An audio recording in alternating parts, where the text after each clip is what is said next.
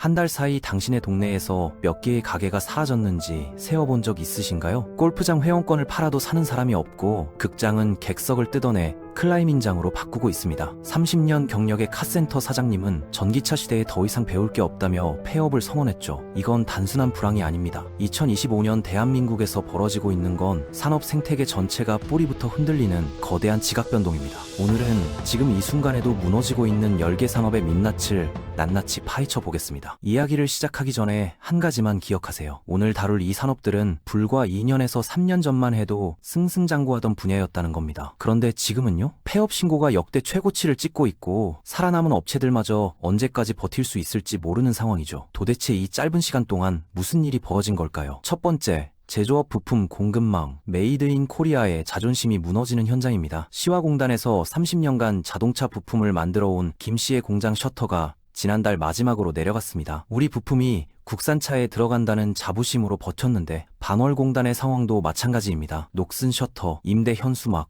멈춰선 컨베이어 벨트, 한국 제조업의 심장이 지금 유령도시로 변하고 있습니다. 충격적인 건 2025년 현장의 진실입니다. 중국산이 품질도 비슷한데 가격은 절반이라는 거예요. 주조, 금형, 용접 같은 뿌리 산업이 직격탄을 맞았고 더 놀라운 건 현대차와 삼성전자 같은 대기업마저 원가 절감을 위해 중국산 부품 채택을 공격적으로 늘리고 있다는 사실입니다. 나사 한계부터 정밀모터까지 알리바바 직수입 루트가 뚫리면서 중간 유통상과 국내 제조 공장이 도미노처럼 무너지고 있어요. 기술력으로 버티겠다던 업체들도 이제는 백기를 들고 있습니다. 두 번째, 유통업, 알리, 테무, 쉬인의 3중 공격입니다. 동대문에서 옷을 떼다 때 팔던 정씨는 3년 전만 해도 월 1,000만 원씩 벌었습니다. 그런데 지금은요, 이제 아무리 싸게 떼와도 알리보다 비싸요. 도저히 못 이기겠더라고요. 그의 스토어는 지난주 문을 닫았습니다. 알리익스프레스, 테무, 쉬인 이 세 플랫폼이 무료 배송으로 한국 소비자를 직접 공략하기 시작하면서 게임의 룰 자체가 바뀌어 버렸어요. 동대문에서 떼오면 15,000원, 국내 쇼핑몰에서 29,900원. 그런데 똑같은 디자인을 테무에서는 무료 배송에 8,900원에 팔아요. 소비자 입장에서 선택지가 있나요? 의류, 잡화, 생활용품을 취급하는 영세 온라인 판매 업체들이 하루가 멀다 하고 폐업 신고서를 쓰고 있습니다. 세 번째, 캠핑 산업, 힙했던 취미의 몰락입니다. 5년 전에 캠핑장 차렸을 때는 예약이 석 달씩 밀렸어요. 강원도 프라이빗 캠핑장을 운영하던 박 씨의 회상입니다. 코로나 시기 폭발적 성장을 이뤘던 시장이었죠. 그런데 2025년 현재는요? 박 씨의 캠핑장은 매물로 나온 지 6개월째인데 연락조차 없습니다. 두 가지 치명타가 동시에 날아왔어요. 첫 번째는 해외여행 재개, 캠핑 좀 한다던 사람들이 대거 동남아로 빠져나갔습니다. 두 번째는 중국산 초저가 공세, 국내 브랜드에서 20만 원 하던 텐트가 알리에서는 5만 원대입니다. K2,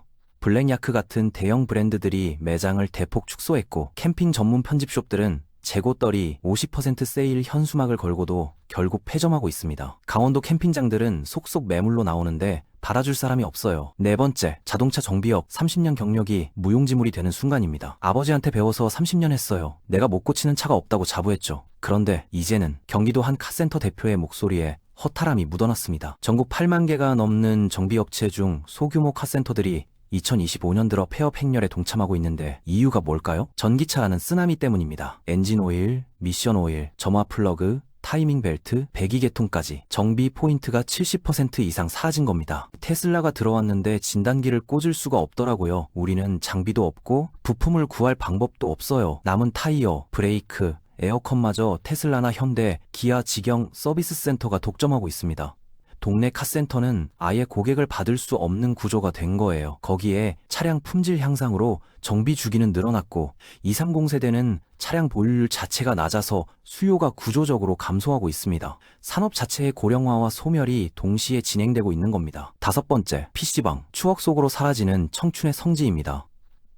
2000년대 초반 PC방은 청소년 문화의 심장이었습니다. 그런데 2025년 PC방이 대거 폐업하며 추억 속으로 사라지고 있습니다. 전국 PC방 수는 2020년 15,000곳에서 2025년 10,000곳 아래로 급감했습니다. 리그 오브 레전드로 간신히 버티던 수요마저 모바일 게임으로 완전히 이동했어요. 요즘 애들은 집에서 핸드폰으로 다 하더라고요. 대학가 PC방을 운영하던 최 씨의 하소연입니다. 저출산으로 10대 인구가 역대 최저를 기록하면서 주요 고객층이 소멸했고 클라우드 게임 서비스가 보급되면서 PC방의 하드웨어 우위마저 무너졌죠. 대학가 PC방이 가장 먼저 쓰러졌고, 이제는 주택가 소규모 PC방들도 하루 매출 10만 원을 못 채우며 줄줄이 폐업하고 있습니다. 여섯 번째, 영상 제작과 디자인 업계, AI가 빼앗아간 크리에이터의 밥그릇입니다. 가장 섬뜩한 통계부터 보여드릴게요. 일부 통계에 따르면 2025년 영화, 비디오, 방송 프로그램 제작업의 폐업이 전년 대비 무려 440% 증가했습니다. 이건 수천 명의 크리에이터가 카메라를 내려놓았다는 의미입니다. 5년 경력 영상 편집자인데 요즘 의뢰 단가가 3년 전에 절반도 안 돼요. 클라이언트가 AI로도 되던데요? 라고 하더라고요. 프리랜서 김씨의 증언입니다. 경기 침체로 마케팅 예산이 삭감됐지만 더 큰 충격은 생성형 AI의 등장이었죠. 유튜브 썸네일, 간단한 로고, 기본 영상 편집, 이런 작업들이 AI로 5분 만에 뚝딱 나와버리니까 소규모 스튜디오나 프리랜서들은 설 자리를 완전히 잃었어요. 개발자 시장이 무너진 것과 똑같은 패턴이 크리에이티브 분야에서도 재현되고 있는 겁니다. 일곱 번째, 골프 산업, 더 이상 힙하지 않은 취미입니다. 주말 오전 10시 경기도 한 골프장, 평소 같으면 빼곡해야 할 팀들이 절반만 차 있습니다. 코로나 때는 예약이 전쟁이었는데 이제는 당일에도 자리가 남아요. 코로나 시기 230 세대까지 골프에 유입되며 엄청난 붐이 일었었죠. 그런데 2025년 현재 그 거품이 완전히 꺼지고 있습니다. 18홀 라운딩 한 번에 최소 20만 원, 카트비, 캐디피 더하면 30만 원 훌쩍 넘어가죠. 경제가 어려워지니까 젊은 세대가 이 돈으로 해외여행 가는 게 낫다며 대거 이탈한 겁니다. 지방 골프장들이 쏙쏙 매물로 나오고 스크린 골프장 폐업도 늘고 있어요. 골프 의류 브랜드들은 백화점에서 철수하거나 부도 처리되는 사례가 속출합니다. 흥미로운 건 테니스, 러닝 같은 비용이 적게 드는 취미로 젊은 층이 완전히 이동했다는 거예요. 여덟 번째, 영화관 객석을 뜯어내고 클라이밍장으로 바뀌고 있습니다. 충격적인 장면을 목격했습니다. 서울 한 멀티플렉스 극장이 객석을 뜯어내고 클라이밍 시설을 설치하고 있더라고요. 영화관으로는 도저히 못 버티겠다는 판단이었죠. 국내 1위 CJ CGV조차 주요 지점을 폐점하고 대규모 인력 감축을 단행했어요. 2024년까지 버티던 중소형 개인 극장들은 2025년 들어 줄도산하고 있습니다. 소비자들의 생각은 확고해요. 2만 원 내고 극장 가느니 넷플릭스 한 달 구독권 사는 게 훨씬 낫지. 티켓값은 올랐는데 관람 경험은 그만큼 따라가지 못했거든요. 팝콘 세트 15,000원이 넘는데 옆자리에서는 스마트폰을 보고 앞자리에서는 떠들고, 이런 경험에 4만 원 가까운 돈을 쓸 이유가 있나요? 2025년 대작들이 줄줄이 흥행 실패하며 연 관객 1억 명 선도 붕괴 위기에 놓였습니다. 극장들은 살아남기 위해 영화 상영을 포기하고 다른 업종으로 전환하고 있어요. 아홉 번째, 건설과 인테리어 업계, 부동산 붕괴가 만든 연쇄 도미노입니다. 4년 전 계약한 아파트 공사인데 이제 와서 돈을 못 준대요. 직원들 월급도 못 줘서 난리예요. 경남의 한 중소건설사 대표가 밤잠을 설친 채 토로했습니다. 2025년 초반 종합건설업체 폐업 신고가 전년 대비 약 23% 급증하며 사상 최악을 기록했거든요. 특히 지방 중소건설사들은 줄도산 공포가 현실화됐습니다. 부동산 PF 부실 문제가 해결되지 않았고 미분양이 쌓이면서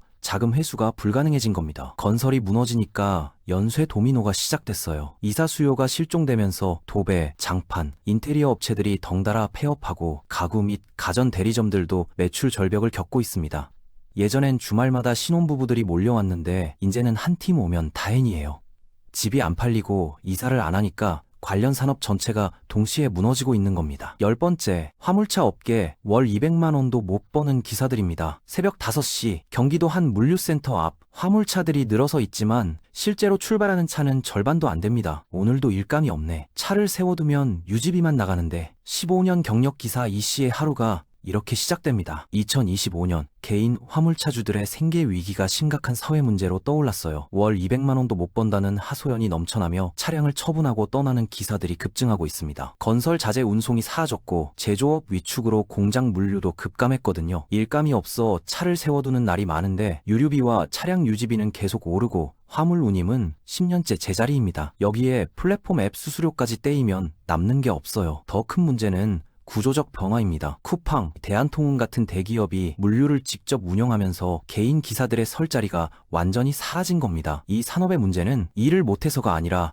일을 해도 가난해진다는 데 있습니다. 자, 여기까지 10개 산업의 몰락을 봤습니다. 이 이야기들이 주는 공통된 메시지가 뭘까요? 이건 단순히 운이 나빠서 경기가 안 좋아서 벌어진 일이 아닙니다. 중국 저가 공세, 디지털 전환, 문화 변화, 부동산 붕괴라는 4가지 거대한 파도가 동시에 밀려오면서 준비되지 않은 산업들이 속절없이 쓸려가고 있는 거예요. 더 무서운 건 이게 끝이 아니라는 겁니다. 지금 이 순간에도 다음 타깃이 될 산업들이 줄지어 서 있거든요. 혹시 당신이 종사하고 있는 업종은 안전한가요? 아니면 지금 이 10개 산업처럼 서서히 무너지고 있는 건 아닌가요? 변화는 예고 없이 찾아오지 않습니다. 신호는 이미 곳곳에서 터져나오고 있어요. 중요한 건 그 신호를 읽고 준비하느냐 아니면 외면하고 있다가 한순간에 무너지느냐의 차이입니다. 2025년 대한민국은 지금 거대 산업 재편의 한가운데 서 있습니다. 살아남을 산업과 사라질 산업이 갈리는 분기점이죠.